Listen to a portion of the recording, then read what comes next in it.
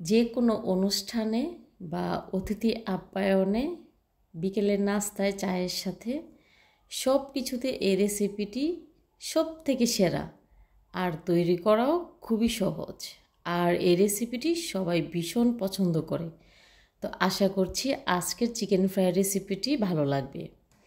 প্রথমে এখানে নিয়েছি চিকেন, আর চিকেনগুলোকে আমি কিন্তু আড়াআড়ি করে কেটে নিয়েছি।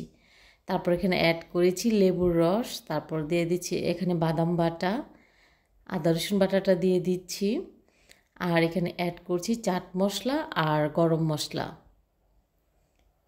এখানে দিয়েছি হলুদের গুঁড়া, স্বাদ মতো লবণ, আর দিয়েছি মরিচের গুঁড়া।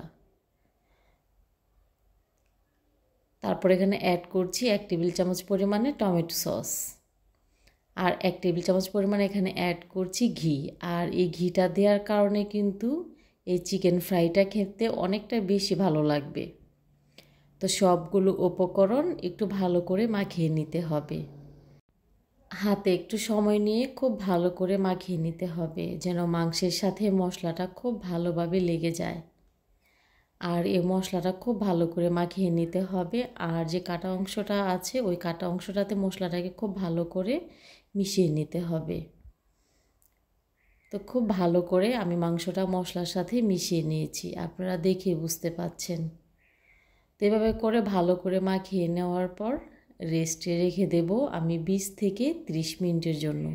আপনারা চাইলে এর থেকে বেশিও বাড়িয়ে আপনারা এটা রেস্টে রেখে দিতে পারেন, তাহলে আরও বেশি ভালো হবে খেতে।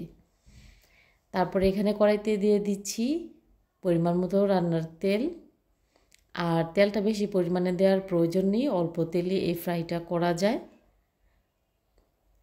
তো চিকেনটা দিয়ে দেওয়ার পর হাই আঁচে আমি রেখেছিলাম 2 থেকে 3 মিনিটের মতো, তারপরে মিডিয়াম আঁচ করে রেখে দিয়েছি।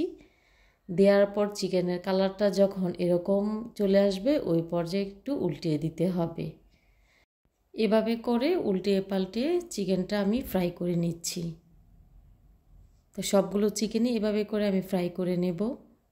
রেসিপি ভালো লাগলে শেয়ার করার অনুরোধ রইল। আপনি যদি আমার ইউটিউব চ্যানেল থেকে দেখে থাকেন তাহলে সাবস্ক্রাইব করার অনুরোধ রইল। আর আপনি যদি আমার ফেসবুক অথবা টিকটক আইডি থেকে দেখে থাকেন তাহলে ফলো করে যাবেন পেজটা। তো এভাবে করে চিকেনগুলোকে আমি সবগুলো চিকেনই ফ্রাই করে নিয়েছি। আর মাশাআল্লাহ দেখতেই পাচ্ছেন যে চিকেনের কালারটা দেখতে ঠিক কতটা সুন্দর এসেছে।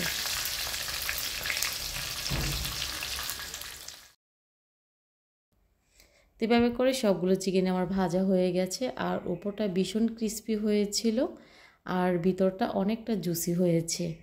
মাশাআল্লাহ আপনারা দেখে বুঝতে পাচ্ছেন। আর এভাবে খেতে কিন্তু অনেক বেশি মজার হয়।